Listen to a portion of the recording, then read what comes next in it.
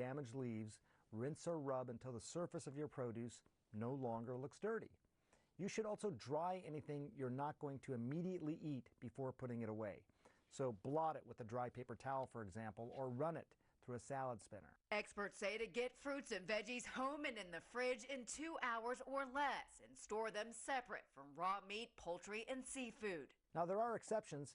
Berries, cherries, grapes, for example. To help them last longer, store them unwashed in the refrigerator and wash only when you're ready to eat. For Health Minute, I'm Mandy Gaither.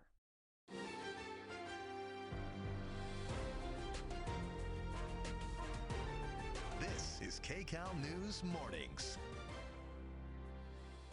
LAPD Chief Jim McDonough joins us live to discuss the big issues facing the department, from crime and public safety to navigating policies on deportation. No topics off limits this morning. We're going to speak to him in just a moment. And a new controversy is heating up. Are decisions favoring insurance companies over the homeowners who've lost everything in the wildfires? We'll speak live with Congressman John Garamendi. And Broadway's biggest night just got even bigger. The host of this year's Tony Awards has been revealed, and we've got the details on who'll be leading the show-stopping celebration. But first, let's take a live look outside. You can see Catalina Island. A lot of cloud cover out there this morning. We hope you're having a good morning watching Kcal News Mornings at 9. Today is Thursday, February 20th. I'm Jamie Yukas. And I'm Christine Lazar. Thanks for joining us. We also have Marina Jerica and Kalina Strinos here with your next weather and traffic. And our weather, I mean, we're looking at that Catalina cam. It looks kind of, chilly, but that's changing. It is. Well, it's foggy this morning, but as we head into the next 24 hours, that fog will actually get monumentally better. So both Friday and Saturday morning, if you're going to be heading out and about early, you won't have as much fog as we've been dealing with over the last couple of days. It'll return, but not until next week. But live look at the snow in Blue Mountain. It is beautiful from our Blue Ridge Mountain cam. And as we move forward with our next weather forecast, the coastal fog, as I mentioned, is lifting quickly, and it will not return as we head into the next couple of days. We might have a touch of it along the coast tomorrow, but improvements as we head towards the weekend. And then we also are tracking Santa Ana winds. They are returning today, and a moderate event will build today into Friday with wind gusts of up to 40 miles per hour, maybe even 50 for our higher elevations. Usual trouble spots, and we have a wind advisory for those locations today, as well as an air quality alert, of course, as that ash and dust get blown up once again into the atmosphere. We are warming up. We are going to be looking at temperatures in the 70s and 80s, about 10 to 20 degrees above average for this time of year, with the hottest day on Sunday. I'll have that full next weather forecast coming up for you in just a moment. Kalina?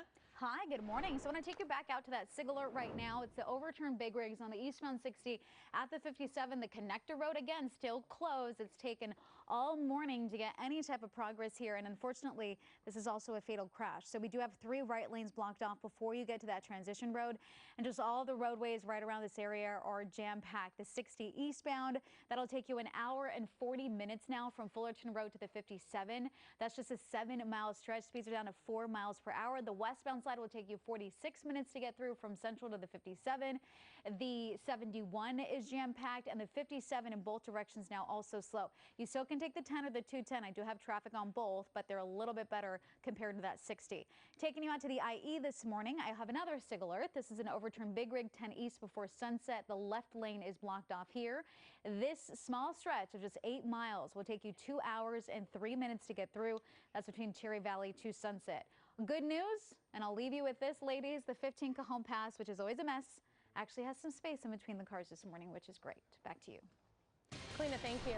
We have some developing news right now. A man is shot while out for a walk this morning with his dog. Assignment manager Mark Lou is at the desk with the details from police. Mark, how is the man and how is his dog? The good news is they're both going to survive, but they were both injured, and whoever opened fire on them both is still on the loose. Now, let me show you some video. You're going to see this victim there on the ground being treated by Long Beach Fire. This video was shot by someone who was passing by this scene. Long Beach police say the shooting went down at about 11:15 last night in a neighborhood near Walnut and 15th.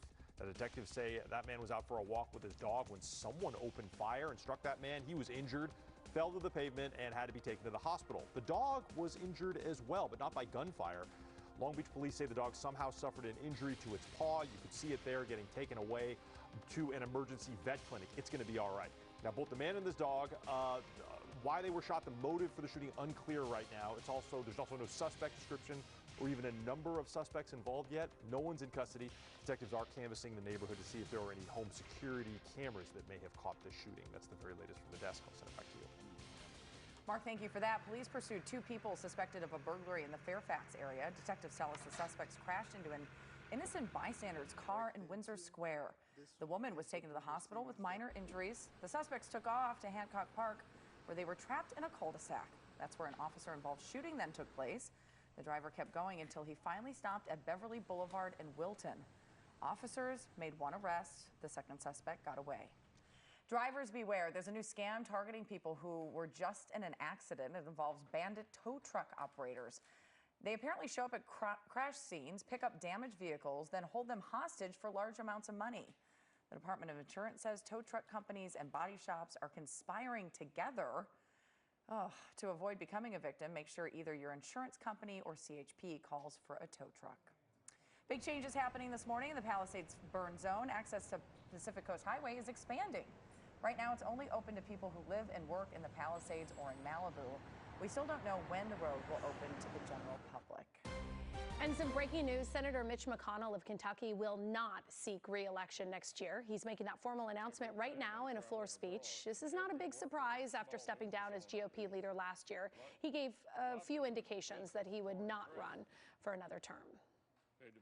More than 16,000 structures in the Pacific Palisades and Altadena neighborhoods were destroyed in the wildfires. That includes dozens of LAPD officers' homes. We're joined now by LAPD Chief Jim McDonald to talk about this and more. Thank you so much for being here this morning. We appreciate it. I do want to dive into that. You know, your officers are having to almost take on new roles because of these wildfires, as well as being displaced. Right. How are you managing all that? You know, the best we can. We had 19 of our employees lose everything. We had another 11 lose substantial amount of property or been displaced. The nice part is everybody came together to try and be helpful and make it as good as it could be for them. Many of them that I spoke to right after it happened, their whole goal was to get back to work and help in the disaster. And the resilience that was shown and just the dedication to the mission was very impressive and inspirational to me. But yeah, we took on different roles. Our role generally in a wildfire is to support the fire department, to do evacuations, to do traffic control, and then to do crime suppression in the area afterwards. We're still doing crime suppression. Yeah, I'm sure. Fortunately, we have great partners with the National Guard who are still on scene and the California Highway Patrol. And so we're moving forward. It's tough on resources for all of those entities, but working together, we're making the best of it. All right, Chief, we want to switch gears. You have 4 officers right now who have been relieved of their duties, sent home during an investigation into racist and sexist remarks that they apparently made while they were recruiting new officers. Right. What can you say about that? Not a whole lot because it's ongoing, but when we became aware of the allegations, took immediate action, sent them home, took away their police powers until the investigation is completed. We take this very seriously. Anybody who's involved in any aspect of policing has to be in a position where you don't have feelings of bias or bigotry toward anyone. We're here for everybody. We serve every member in every portion of the community, and we do it as well as we can and as equally as we can. Well, that's, you know, I mean, I think back the last few years, when it comes to recruitment, there are incidents that have happened that people then start scrutinizing the police department as a whole. You don't get as many recruits as you want. It looks like in the budget you might lose more than 150 officers by June of 2026. What's your plan to be able to recruit more officers in?